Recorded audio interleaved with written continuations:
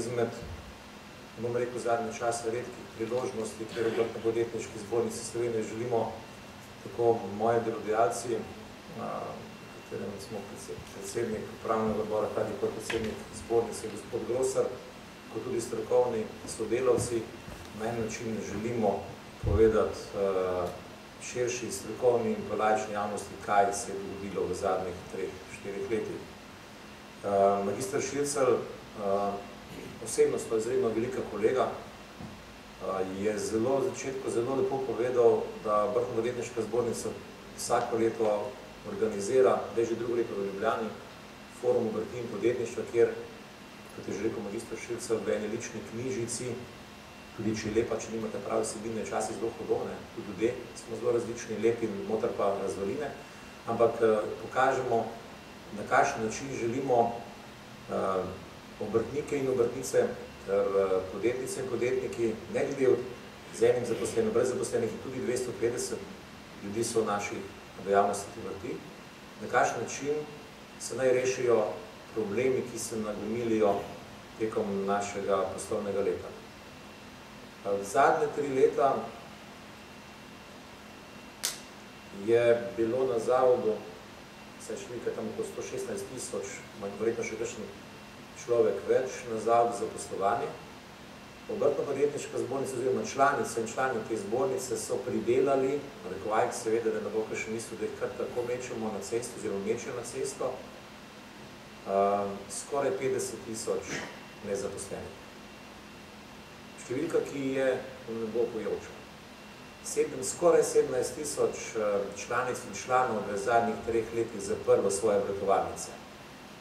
Pa ne zato, ker bi ne bilo več tiste sive ekonomije, ne zato, ker malari, frizerke ne bi po privat stanovanjih imeli kaj delati, ampak zato, ker so bili pogoji gospodarjanja za te mali segment slovenskega gospodarstva izredno kruto spremenjeni.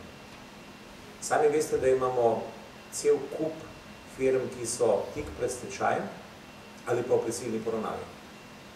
Pa to je vrh ledene gore. Ni še konec in to bo še kar nekaj časa, če bo toliko nasprotovanja tem ukrepom, ki jih je sedanja vlada pod vodstvom predsednika Janeza Janše želi pripeljati skozi naš parlament. Naš. Mi smo postavili, ne narekovajte, mi smo postavili te poslance. Sem trdno prepričan, tako podpredsednica, kot predsednik odbora za finance, kot naša poslanca, bosta zagovarjala stališče, da je potrebno te ukrepe sprejeti skozi proceduro in tudi v zakonih ter dati v življenje. 17 000 naših delodajalk in delodajalcev, mojih članov Obrtno-podjetniške zbornice, v zadnjih 3 letih zaprlo svoje dejavnosti. Skoraj 40 000 ljudi, ki so bili zaposleni, pri njih je šlo na zavod za poslovanje. Namreč številka je zelo enostavna. V Evropi je povprečje na enega malega delodajalca, na enega obrtnika 6,7 zaposlenih, v Sloveniji nažalost še zmeraj 2,6.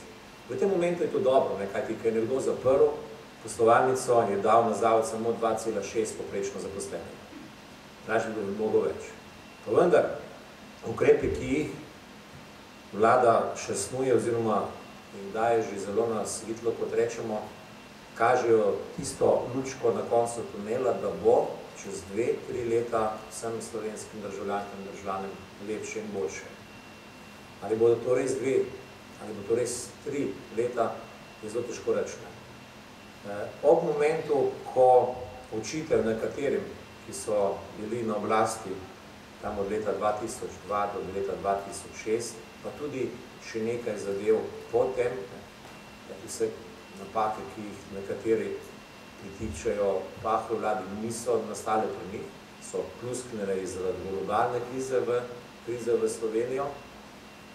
Če v času tistih debelih krav nismo upoštevali nasvet naših staršev, prastaršev, še treba je varčevati v času, ko imamo, ne pa v času, ko je kriza. Moramo zelo dobro si zavedati eno zanimiv podatek, da je treba zdaj pa res stisniti zobe zategn pas, morda še poštarajštvo, positke druge, pa reč bo. Slovensko gospodarstvo, mi ga ne ločujemo na malo in veliko. Saj nekateri smo presegli tisto zgodbico med veliko gospodarsko zbornico pa malo vrtno zbornico. 52 članov ni malo, če tako pogledaš. Slovensko gospodarstvo je dobesedno skoraj na kolenih. Nekateri pravijo, da smo ga že pokopali, mislim, da ne, ampak skoraj na kolenih. In magister Šircelj, vas in pa seveda tudi odbor, ki ga vodite, čakajo zelo težke trenutke. Sem prepričan, da teh 40 nekaj čez tisoč ljudi, ki je na zavodu prišlo zaradi naših, morda premalo preteklosti, premalo prevelik, premalo izkaženih zahtev, morda smo več poslušali sindikalno zgodbico, morda kakšnega drugega, sem prepričan, da v roku 2-3 let bo našlo spet svoje mesto v našem sistemu. Hvala lepa.